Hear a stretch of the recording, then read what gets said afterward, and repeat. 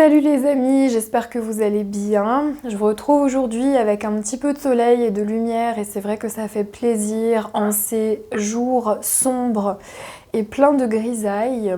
Je vous accueille aussi avec une fin de grippe ou de maladie. Ma voix risque d'être un petit peu déraillée et peut-être que je vais parler du nez, mais j'ai quand même beaucoup de plaisir à vous retrouver ici. J'espère que vous allez bien, que vous affrontez et que vous traversez ce mois de février avec de la douceur et de la sérénité. Ce sont des mois qui ne sont pas évidents parce qu'on manque d'énergie, on manque aussi de lumière, on manque de soleil pour ceux qui vivent dans des régions où il y a beaucoup de brouillard et qui n'ont pas la chance de vivre par exemple dans le sud. Et on est fatigué, voilà. Il y a des virus qui se baladent, on se les refile, que ce soit au travail ou au sein de la famille. Et ça nettoie beaucoup aussi les virus, ça renouvelle, ça amène peut-être aussi une ouverture sur le printemps, hein, ça dépend ce qu'on veut y voir. Donc on fait ce qu'on peut, voilà. On essaye de rester positif, de garder toutes les bonnes choses près de nous, de savourer les bons moments et de garder la lumière en fait, tout simplement. Dans cette vidéo, je vais vous parler de la tyrannie de l'ego et du fait que dans notre quotidien, on a quand même tendance à beaucoup se juger, à beaucoup se remettre en question, à être aussi parfois très exigeant, presque tyrannique envers nous-mêmes. Dans cette idée de mieux, dans cette idée de je devrais faire ceci, il faudrait que je fasse cela, et puis si j'étais comme ça serait mieux, puis si j'avais ça serait mieux, puis si j'avais tant d'argent ce serait mieux. Toujours dans cette dynamique qu'on connaît bien, qui est très liée aussi aux écueils du développement personnel et spirituel, de l'amélioration de sa vie, du progrès. Donc notre vie devient un peu comme une petite entreprise qu'on gère depuis notre tour de contrôle qui est très mental. On projette, on investit, on se lance des objectifs, des défis, des challenges, ça devient presque des obsessions. Et puis quand on n'y arrive pas, quand on est fatigué, quand on flanche, quand on a des moments de doute, on s'en veut. On est frustré parce que j'ai pas ci, j'ai pas ça, je suis pas comme ceci, je suis pas comme cela. Et ça génère en fait une espèce de dépression chronique, frustration chronique qui nous emmène parfois dans des sphères très sombres, qui nous empêche aussi quelque part de profiter de tout ce qu'on a déjà, de tout ce dont on jouit déjà, parce que c'est déjà énorme. Voilà, on a un toit sur la tête, on a de quoi manger, on a des rêves, il y a des choses qu'on aime, il y a des gens qu'on aime autour de nous, et puis c'est déjà beaucoup, voilà. Mais non, on veut plus, on cherche plus, on s'entraîne à plus et puis ça devient carrément obsessionnel. Et si on ne parvient pas à faire quelque chose ou à atteindre ou à s'accomplir ou à s'épanouir, comme on entend beaucoup, la question de l'accomplissement, de l'épanouissement, eh bien ça ne va pas. On a le sentiment, la conviction de passer à côté de notre vie. Si je ne m'accomplis pas, si je ne me réalise pas, alors évidemment les accomplissements peuvent être spirituels, matériels, ça peut être l'argent, ça peut être d'autres sphères bien sûr, mais il y a cette idée de progresser, il y a cette idée vraiment de s'épanouir qui parfois peut être extrêmement avilissant parce qu'en fait on est comme dans un espèce d'enfer quotidien où notre but ultime c'est l'épanouissement, l'éveil, la progression, l'amélioration et on ne voit même plus ce qu'il y a ici présent, les cadeaux, les trésors, les dons, les potentiels, les choses qu'on a déjà, qu'on est déjà et qui sont largement suffisants pour toute une vie, pour être bien, pour vivre sa vie. Et cette tyrannie en fait de cette voix intérieure qui n'est pas très gentille, qui nous dit toujours qu'on n'est pas assez, qu'on n'a pas assez, qui nous balance des injonctions, etc. Ça nous avilit, ça nous détruit petit à petit et ça nous rend malheureux. La tyrannie de cet ego, de cette voix nous rend malheureux. Et c'est quelque chose qu'on nourrit, c'est quelque chose qu'on fait tous les jours. Et bien sûr, tout ça, ça prend racine dans la valeur qu'on se donne, dans notre appréciation de la vie, dans comment nous avons été éduqués, comment nous avons grandi, mais ça a été quand même bien influencé ces dernières années par le développement personnel, l'épanouissement spirituel qui nous rabâche sans arrêt à quel point nous devons être mieux, plus évolués, plus éveillés, que nous pouvons avoir la vie de nos rêves, le couple de nos rêves et de l'argent à gogo, etc. Et ça nous amène à détester notre vie.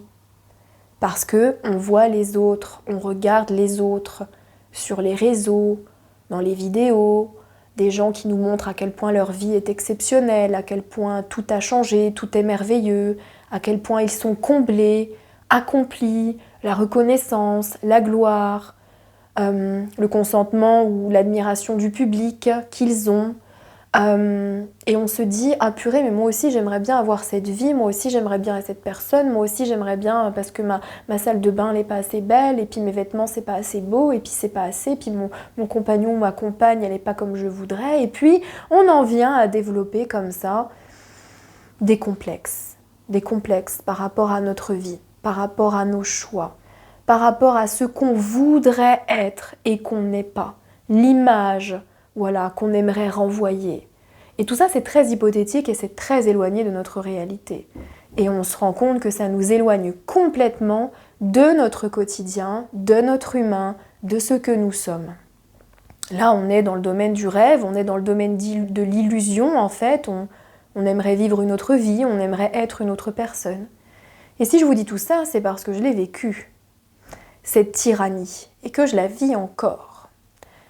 J'ai œuvré un moment dans l'épanouissement spirituel, dans le développement personnel, j'ai été aux prises aussi avec ces pensées-là vis-à-vis de moi, tu n'es pas assez, tu ne fais pas assez, à toujours me mettre la pression pour que j'accomplisse, pour que je réalise, à me lever tous les matins, à me dire mais tu n'as plus de travail, qu'est-ce que tu vas faire, et puis tu devrais faire ceci, puis c'est pas assez, puis tu te rends compte, et des choses mais vraiment méchantes à propos de moi-même, une voix méchante.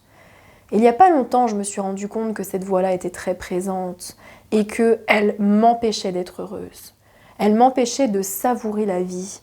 Elle m'empêchait en fait de voir que j'allais bien, que j'étais bien et que je n'avais pas besoin d'être plus, que je n'avais pas besoin de chercher plus, de vouloir plus, de là à ce que ça devienne vraiment une obsession. Alors quand on parle un petit peu de spiritualité, quand on entre dans la question de l'incarnation, de l'âme, du chemin de vie, des missions de vie, etc., on part très vite dans ce truc-là. Très très vite. Très très vite on est happé par ce truc de l'accomplissement, l'éveil, l'épanouissement, puis je vais rater ma vie, puis je suis pas au bon endroit. Pendant des années, je me suis torturé l'esprit avec ça et ça m'a fait beaucoup de mal.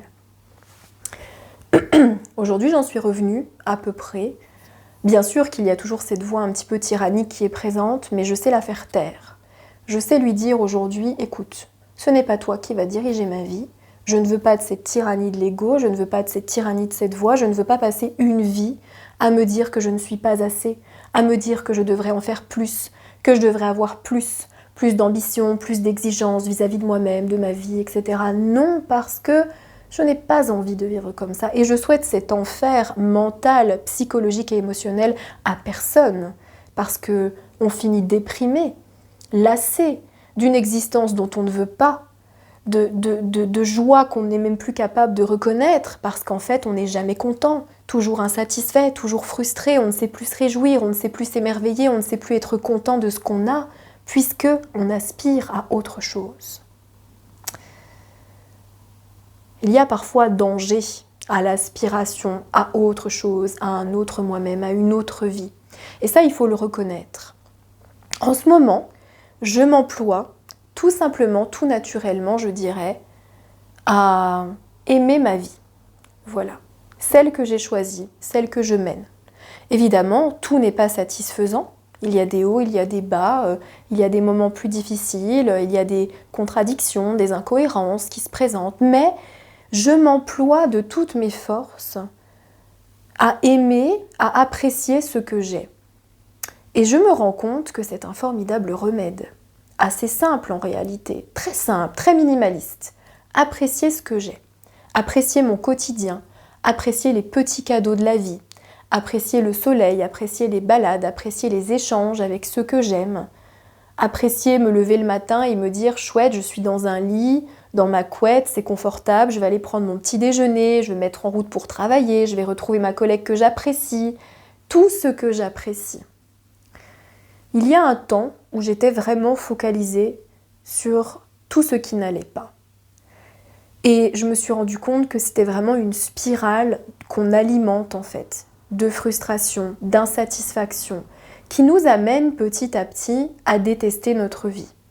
Et je ne veux pas passer une vie à me détester, à détester ma vie, donc je fais taire cette tyrannie, cette voix-là qui m'amène à ne pas voir en fait, qui complètement bouche mon regard, ma vue sur la vie, qui m'encourage à critiquer, qui m'encourage à ne pas être contente, qui m'encourage à déblatérer, à nanan, puis t'as vu, puis lui, puis ça, puis le monde, puis machin, puis gna gna, puis ça va pas, hein.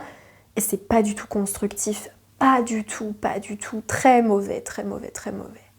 Donc là, j'apprends en ce moment un peu plus à apprécier mon quotidien.